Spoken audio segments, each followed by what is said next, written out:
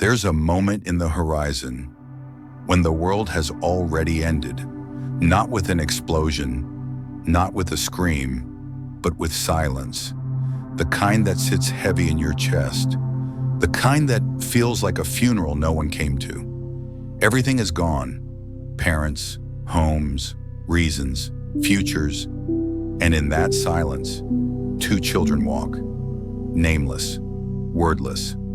Not because they have somewhere to go, but because stopping would mean admitting that there's nowhere left. That's the kind of story the horizon is. It doesn't start with hope. It doesn't give you heroes.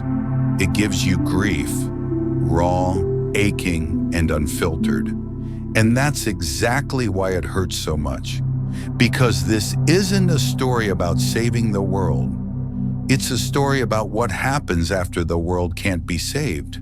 When the fires have burned out, when the streets are empty, when you're not even sure if you're the last ones left. What do you do then? You walk, not because it's brave, not because it's noble, but because it's all that's left.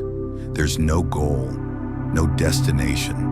Only the sound of your own footsteps echoing through a world that's forgotten how to speak. And yet somehow it's beautiful, not in a flashy, cinematic way, but in the way a single candle can feel sacred in the middle of complete darkness. Because even in this collapsed world, these two children keep going. They eat together. They sit in silence. They protect each other, not with power, but with presence. And sometimes, that's all we really need. Someone to sit beside us while the storm passes. Someone to say without words, "I'm still here, and I'm not leaving." That's what the horizon captures. That haunting, painful truth that sometimes survival isn't an act of strength. It's an act of endurance. We're taught to chase hope, to seek meaning, to make everything into a lesson or a redemption arc. But what if there isn't one? What if there are no answers? The horizon dares to sit with that possibility. It doesn't give you a speech about destiny. It gives you the sound of breathing, of walking, of surviving, one painful moment at a time. And it's in that slowness, in that stillness, that something extraordinary happens. You begin to feel something that isn't quite hope. Not yet, but maybe the echo of it. Because pain that's shared becomes lighter. Grief that's seen becomes bearable. And silence that's held by another becomes connection. That's what these kids show us. Not through words, but through actions. Through presence. Through simply choosing not to abandon one another. And isn't that what so many of us are really afraid of?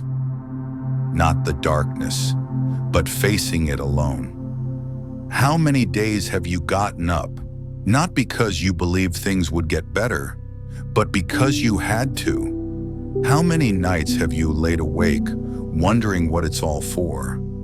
And yet, you're still here. You're still walking. And maybe that's what the horizon is really about. It's not about conquering anything. It's about honoring the fact that you're still breathing, even when it hurts, even when the world feels empty, even when there's nothing left but the weight in your chest. Because that too is strength, a quiet, invisible kind, the kind no one applauds, the kind that doesn't make headlines, the kind that shows up when everything else falls away. And there's a sacredness in that kind of survival, a purity in simply continuing with no promise of reward, just a stubborn, tired will that refuses to die. And maybe that's the real message buried deep in the horizon, that healing isn't always loud, that sometimes the greatest act of defiance is to still exist, to still reach out, to still hope in small ways. A hand held, a warm meal, a memory of someone who once mattered. It's in those little moments that life whispers, "You're not done." So if you're watching this and you feel hollow, like the world has emptied something out of you, let the horizon remind you of something important. You don't need to fix everything. You don't need to be okay today. You just need to take the next step, even if it's small, even if it hurts, even if it feels like nothing at all. Because in that act of moving forward, you're saying something powerful. You're saying, "I'm still here." And sometimes that's enough. Let the silence carry you. Let the pain teach you. Let the journey change you. But don't stop walking. Not yet, not today. Because even if the road feels endless, even if you don't know where it leads, you're not walking it alone.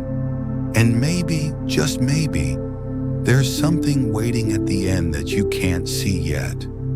But you'll only find it if you keep going.